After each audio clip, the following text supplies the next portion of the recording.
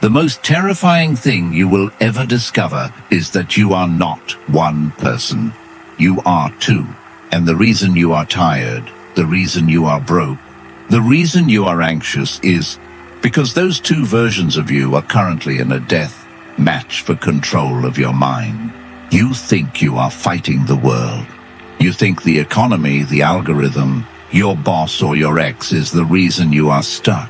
You are lying to yourself. If you took away every external obstacle today, gave yourself the money, the time, the resources, you would still find a way to destroy it. Because the enemy is not out there. The enemy is in the mirror. There is a version of you that wants to build an empire, and there is a version of you that wants to burn it down just to feel the warmth of the fire. You have felt this. The moment you decide to change your life, a second voice speaks up. It whispers, it seduces, it convinces you to sleep in, to skip the workout, to send that text you shouldn't send, to sabotage your own progress just as you are about to break through. This is not laziness. This is not lack of motivation. This is an active, malicious force living inside your nervous system. The ancients called it the demon. Stephen Pressfield calls it resistance. Jung called it the shadow. Whatever you name it, understand this. It wants you dead, not physically dead. That would be too easy. It wants you spiritually dead. It wants you mediocre. It wants you quiet. Today, we are going to expose this traitor. We are going to look at the psychological warfare happening inside your skull. And I am going to show you how to win the only war that actually matters. Because if you lose this fight, nothing else you achieve will last. But if you win it, you win everything.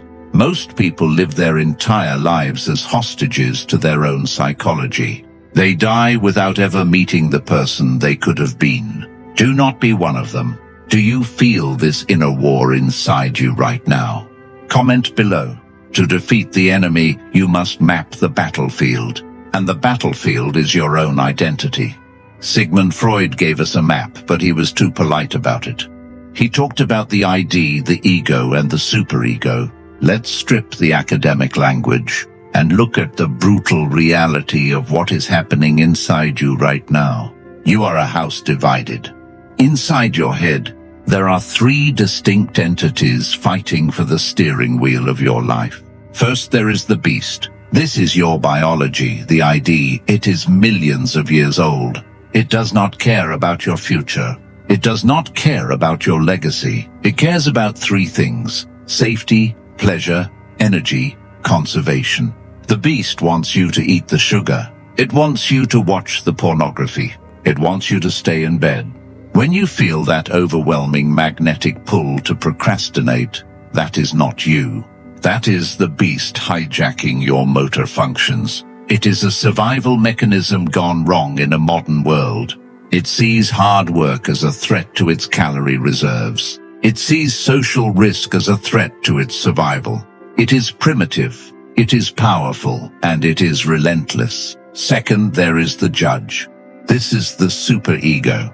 This is the voice of your father, your teachers, society. It is the part of you that screams when you mess up.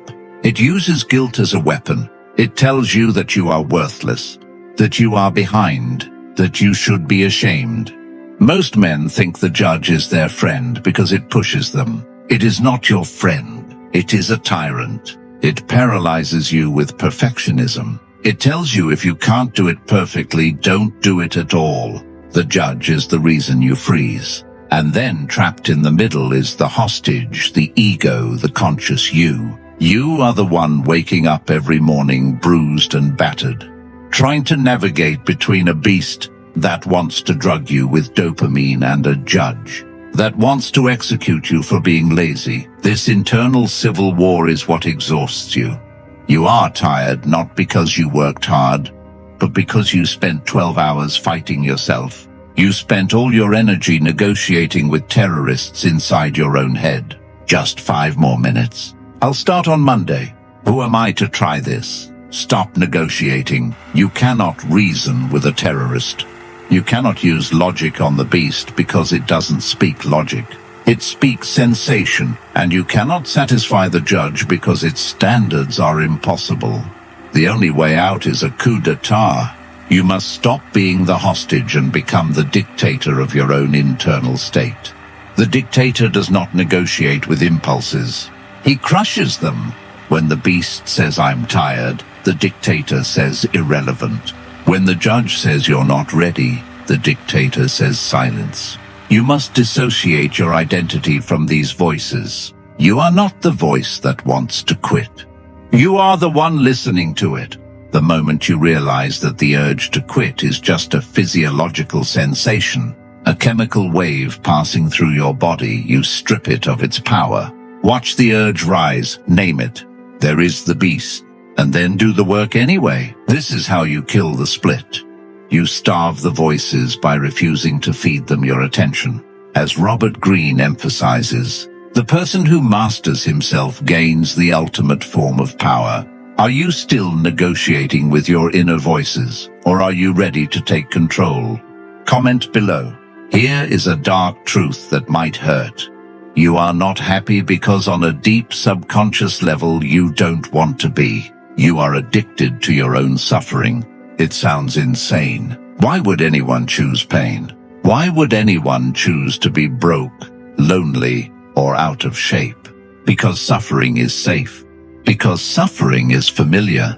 Because as long as you are the victim of your own life, you don't have to be responsible for it. Viktor Frankl, who survived the Nazi concentration camps, found that the last human freedom is the ability to choose one's attitude in any given set of circumstances. But most people reject that freedom. Freedom is terrifying. Freedom means there is no one left to blame. If you admit that you are the architect of your own misery, then you have to admit that you have wasted years of your life, building a prison and locking yourself inside. That realization is so painful that your ego will fight to the death to avoid it. So you self-sabotage.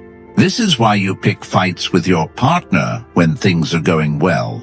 This is why you spend money you don't have when you finally start saving.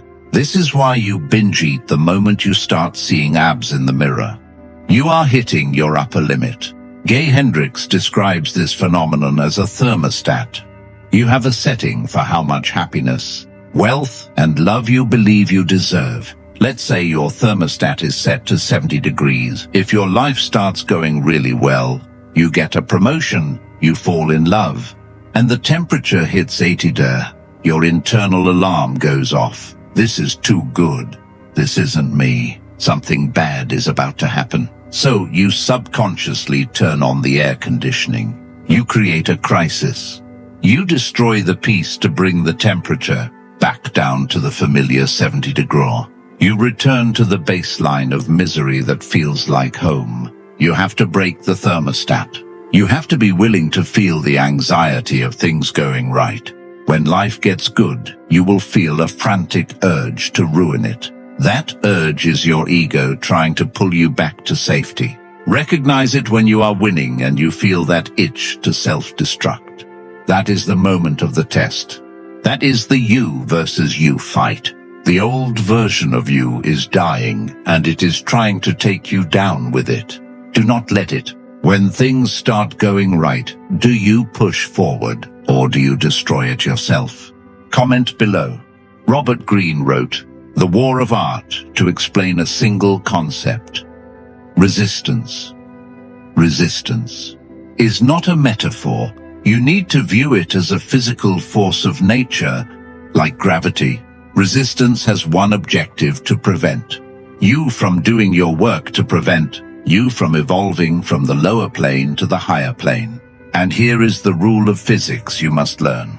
Resistance is directly proportional to the importance of the task.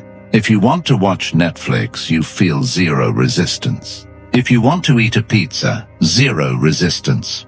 But if you want to write a book, if you want to launch a business, if you want to have a difficult conversation that will heal a relationship, the resistance will be massive. It will feel like a physical weight on your chest. This is the compass. Most people feel fear and think, I shouldn't do this. This feels wrong. The outlier feels fear and thinks, this must be the path. The fear is the indicator. The more scared you are of a specific action, the more important that action is to your evolution. The resistance is trying to stop you because it knows that action will kill the old you. You have to flip your relationship with this feeling. Amateurs wait for the fear to go away. They wait for inspiration. They wait to feel ready. Pros know that the fear never goes away. The fear is the fuel. David Goggins talks about the cookie jar, but deeper than that is his concept of the governor. Your brain has a governor like a car engine that limits how fast you can go. It stops you at 40% of your potential to prevent you from hurting yourself. When you feel pain, when you feel I can't do this anymore, you are only at 40%. Resistance is the governor. The fight of you versus you is the fight to push past the 40%. When your brain screams stop, that is not a red light. That is a yellow light. It means proceed with caution, but proceed. Start looking at resistance as a distinct entity. When you wake up and don't want to work, say, hello, resistance. I see you're awake early today. Externalize it. Make it an opponent. You cannot box a shadow. But if you give it a name, if you give it a shape, you can punch it in the face. Every day you do the work despite the resistance. You are landing a blow. You are rewiring the neural pathways. You are teaching the beast that it is no longer in charge. As Robert Greene teaches, power comes to those who act despite fear, not those who wait for it to disappear. Do you run from resistance, or do you see it as a signal to move forward? Comment below. Robert Greene introduced the shadow, the dark, repressed side of your personality. The parts of you that you are ashamed of, your aggression, your greed, your cruelty, your weird sexual fantasies. Society tells you to hide the shadow, to be a nice guy, to be polite. This is why you are weak. A man who has no capacity for evil is not good. He is harmless. And harmless men are not capable of conquering themselves or the world. Jordan Peterson famously said, "You should be a monster and then you should be a civilized monster." The fight of you versus you is not about killing the monster. It is about chaining him to a sled and making him pull. You are exhausted because you are using all your energy to suppress your dark side. You are trying to be a saint. Stop it. You have a dark side. You have a drive for power. You have a drive for dominance. You have anger. If you repress it, it will come out as passive aggression, resentment, and self-sabotage. If you integrate it, it becomes fuel. Use your anger. When you are fighting the internal war, do not try to be mindful and gentle. Get angry at your own mediocrity. Look in the mirror and get furious at the wasted potential. Anger is a high-energy state. Apathy is a low-energy state. You can move from anger. You cannot move from apathy. Make a contract with your shadow. I will give you what you want. Status, power, resources, but you have to work for it. We are not going to steal it. We are not going to manipulate for it. We are going to build it. Harness the aggression of the ID and channel it through the discipline of the ego. This is called sublimation. It is the alchemy of turning base impulses into gold. The most successful men in history were not nice men. They were dangerous men who had their danger under control. Be dangerous to your own excuses. Be ruthless with your own weakness. When that voice says, take a break, you need the monster to wake up and say, no, you cannot win a violent war with a peaceful mind. And make no mistake, the battle for your potential is violent. It is a slaughter of the old self. Are you suppressing your dark side or are you using it as fuel? Comment below. There is a poison you drink every day. It tastes sweet, but it rots your organs. That poison is hope. You hope things will get better. You hope you'll feel motivated tomorrow. You hope the market changes. You hope she comes back. Hope is the beggar's strategy. Hope is a passive state. It assumes that an external force will come and save you. I hope I win. No, in the war of you versus you, hope is treason. Marcus Aurelius, the emperor of Rome, didn't hope the Germanic tribes would go away. He marched the legions north and waged war for years in the mud and freezing rain.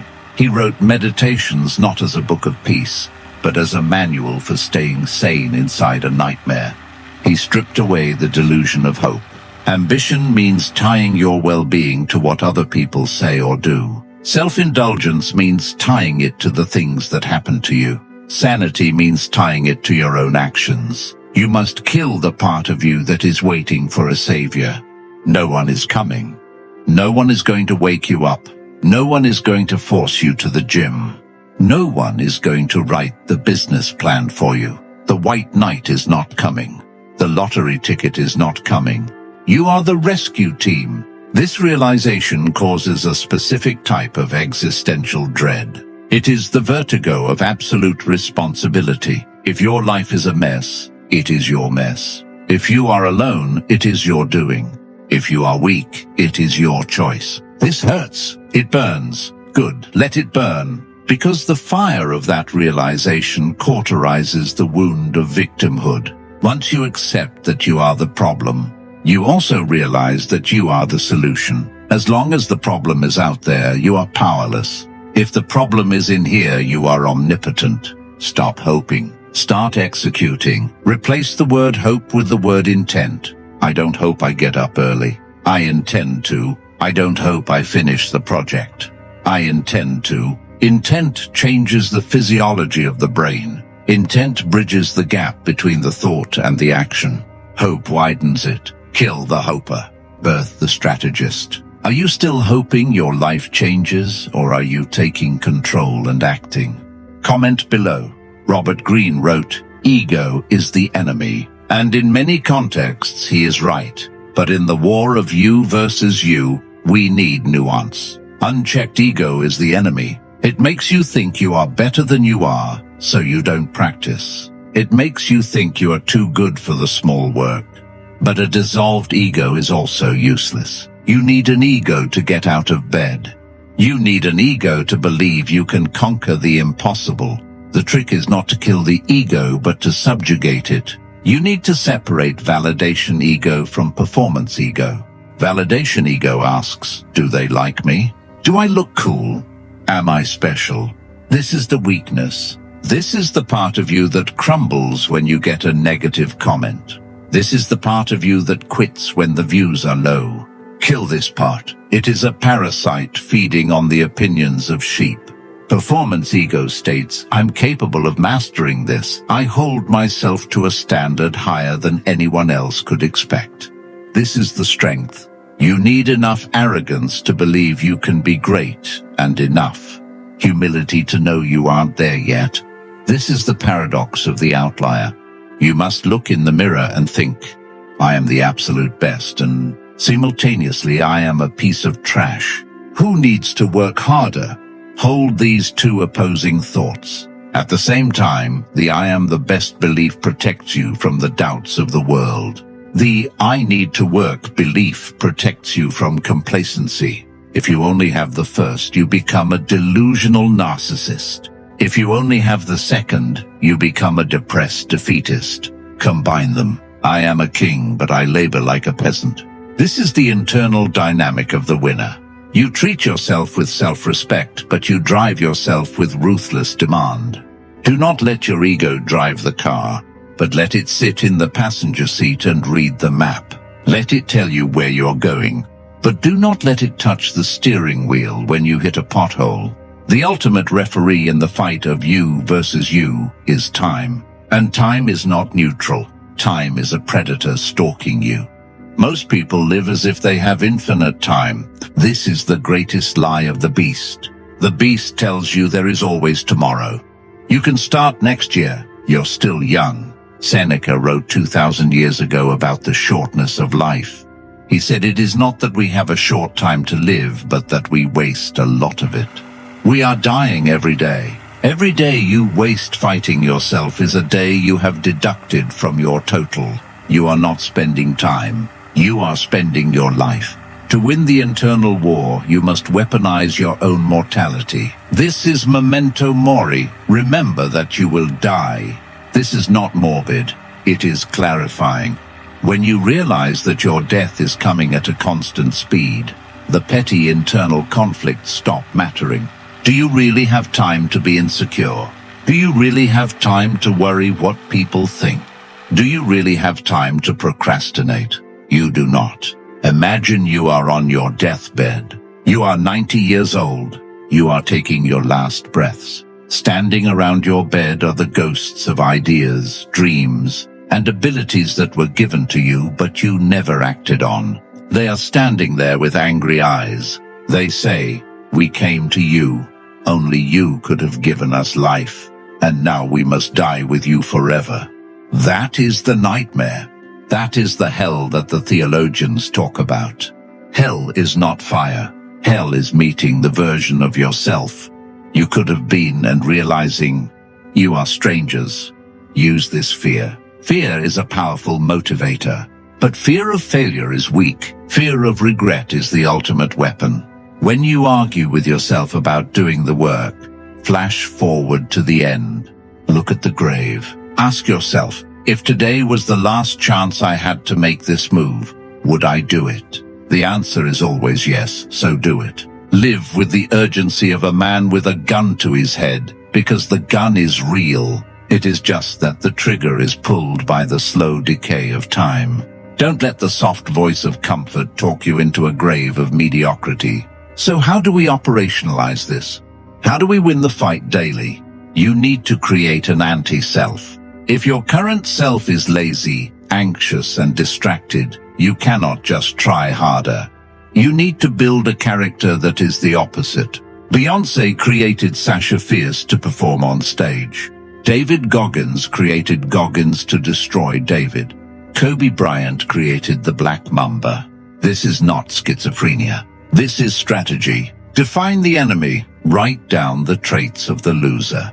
He sleeps in. He scrolls TikTok for 2 hours. He seeks approval. He eats garbage. Now invert it. Create the winner, you. He wakes up at 4:02 a.m. He produces. He doesn't consume. He doesn't care about opinions. He treats his body like a machine. When you feel the conflict rising, ask, what would the anti-self do? Then step into that avatar. It is acting. Fake it until you become it. When you put on the gym clothes, you are putting on the costume of the anti-self. When you sit at the desk, you are stepping into the role of the architect. There is a concept in psychology called enclothed cognition. It means that what you wear changes how you think. If you stay in your pajamas, you think like a sleeper. If you dress like a killer, you think like a killer. Curate your environment to trigger the anti-self. Do not trust your willpower. Willpower is a battery and it runs out. Trust your identity. Identity is perpetual. You don't have to force yourself to be who you are. Shift your identity from "I am trying to quit smoking" to "I am not a smoker." Shift from "I am trying to run" to "I am a runner." The fight ends when the identity shifts. There are 2 types of peace you can find in life. First, the peace of surrender. This is when you stop fighting the internal war because you gave up. You let the beast win. You let comfort win. You sit on the couch, sedated, numb, and at peace. But it is the peace of the graveyard. It is the quiet of a soul that has already died. It is a rotting peace. Second, the peace of the victor. This is the peace you feel when you have fought the war, killed the demons, and stand in the center of your mind as the undisputed king. It is a cultivated peace. It requires constant maintenance. You must pull weeds. You must guard the gates. But it is alive. It is vibrant. You versus you. This fight never ends. You don't win once and retire. You have to win it every single morning. The moment you open your eyes, the bell rings. The beast is waiting. The judge is waiting. They are ready to pull you down. Are you ready to lift yourself up? To win this fight is to win everything. If you can conquer your own impulses, you can conquer any market. If you can conquer your own fear, you can conquer any enemy. If you can conquer your own need for validation, you can conquer any negotiation. The world is soft. The world is distracted. The world is fighting itself and losing. If you are the one person who has stopped fighting himself and started leading himself, you will walk through this world like a hot knife through butter. There is no competition for the man who has already defeated the mirror. The war is on. The enemy is in the room with you right now. He is listening to this video with you. He is saying, "This is a cool video. We'll start tomorrow." Turn to him. Look him in the eye. Say, "No, we start now." Be careful. As you kill the old self, people around you will notice. They will call you obsessed. They will call you changed. They will try to pull you back. Why? Because your victory shines a light on their defeat. Your self-mastery reminds them of their slavery. You will have to choose. Do you want to be loved by the slaves or feared by the free? If you are still here, you are not like the others. Subscribe if you haven't.